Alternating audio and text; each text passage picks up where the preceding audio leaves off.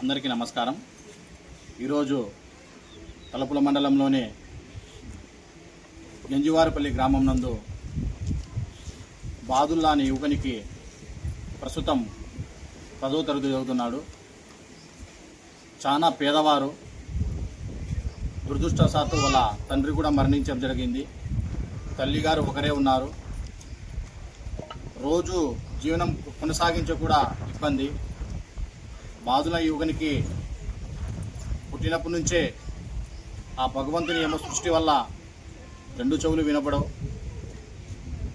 రోజు స్కూల్కు పోదామంటే వినపడుతుందో లేదో సారోళ్ళు, టీచర్లు లేకపోతే పిల్లలు చెప్పేటప్పుడు నేను బాధపడి స్కూల్కి పోవడం కూడా ఇబ్బందిగా అవుతుందని కొద్ది రోజులు స్కూల్ కూడా పోలేదు. ఇప్పుడు మనం ఈ పిల్లోని బాధ తెలుసుకొని గంజివారిపల్లి గ్రామానికి వచ్చి వాళ్ళ కుటుంబ సభ్యులకు ఈ బాదులాని యువకునికి 2 చెవులలో 2 మిషన్లు, హీరింగ్ మిషన్లు కూడా ఇవ్వడం జరిగింది.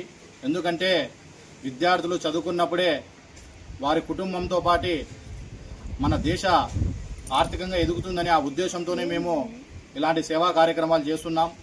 ఇప్పుడు నేను బాదులాని యువకునికి పరీక్షిస్తాను, చూడండి వినపడుతుందో లేదో.